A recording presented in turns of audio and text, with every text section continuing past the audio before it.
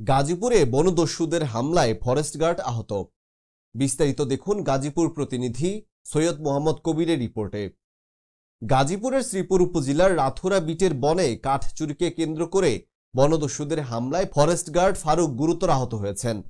Rathura bit কর্মকর্তা শেখ ইমদাদুল হোসেন জানান, বনদস্যুরা দা ও করাত দিয়ে ফরেস্ট গার্ড ফারুকের বাম হাতে গুরুতর জখম করে। পরে তাকে শ্রীপুর উপজেলা স্বাস্থ্য কমপ্লেক্সে নেওয়া হলে অবস্থা আশঙ্কাজনক হওয়ায় গাজীপুর শহীদ তাজউদ্দিন আহমেদ মেডিকেল কলেজ হাসপাতালে পাঠানো হয়। সেখানে তার হাতে অস্ত্রোপচার করা হয়েছে। ঘটনার পর রাথুরা বিট কর্মকর্তা বাদী হয়ে শ্রীপুর মডেল থানায় অভিযোগ দায়ের করেছেন। থানার ওসি আব্দুল বারিক জানান, অভিযোগ তদন্ত চলছে, অভিযুক্তদের গ্রেফতারের অভিযান অব্যাহত আছে। গাছগুলো তো নিতে হবে, বর্ষা হয়ে গেছে, একবারে সকাল হয়ে গেছে। তখন আমি একা গাছের কাছে দাঁড়ায় আছি, তো ওইদিকে একটা লোক আসতেছে, আইসেই আমাকে করার দিয়ে ফেস মারছে।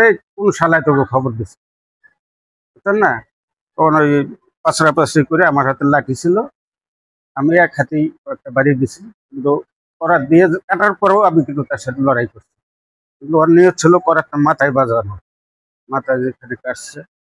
সাহেব উনি একা ছত্রভঙ্গ হয়ে যায় এবং একটা কাঠের গাড়ি ধরে। সেখানে লোকজন, আমরা যেতে যেতেই দেখা যাচ্ছে যে ফারুক সাহেবকে হাতের করার দ্বারা তাদেরকে আঘাত করে এবং গাছ ফেলে রেখে ভ্যান গাড়ি নিয়ে চলে যায়। আমরা আসামি পাইনি। বাধা দেয়, কারণে উনি ওই গাছের যে গাছ কাটার সরঞ্জাম করার দ্বারা আহত হয়। আহত হওয়ার পরে পরবর্তীতে ওনাকে স্থানীয় উপজেলা স্বাস্থ্য কমপ্লেক্সে নিয়ে যাওয়ার পর ওখান থেকে ওনার রেফার করে যে না, এটা সম্ভব না, এখানে সম্ভব হচ্ছে না।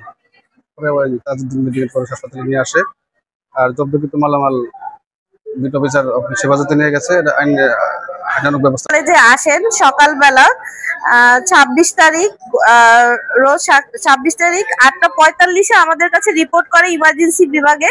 সেখান থেকে আমাদের কাছে সার্জারি বিভাগে এসে পৌঁছায় 11:40 এবং তৎক্ষণাৎ আমরা কর্তব্যরত চিকিৎসক তাকে যথাযথ চিকিৎসার মাধ্যমে তার প্রাইমারি চিকিৎসা দেয় এবং এর পরবর্তীতে তাকে অপারেশন থিয়েটারে নিয়ে গিয়ে তার সার্জিক্যাল টয়লেটিং করা হয়। যেহেতু ওখানে জখম থাকে, সেই জখমটা সার্জিক্যাল টয়লেটিং করা হয় এবং বাম পাশে জখমে ওখানে যত ব্লিডিং পয়েন্ট ছিল ওগুলা সিকিউর করা হয় এবং রক্তপাত বন্ধ করা হয়। বর্তমানে রোগী স্টেবল আছে এবং আমরা তাকে একটা প্লাস্টার দিয়ে দিয়েছি হাতে, যাতে এটার রক্তপাত কোনো ধরনের শুরু না হয় এবং তাকে এক্সরের জন্য অ্যাডভাইস করা হয়েছে। বর্তমানে রোগী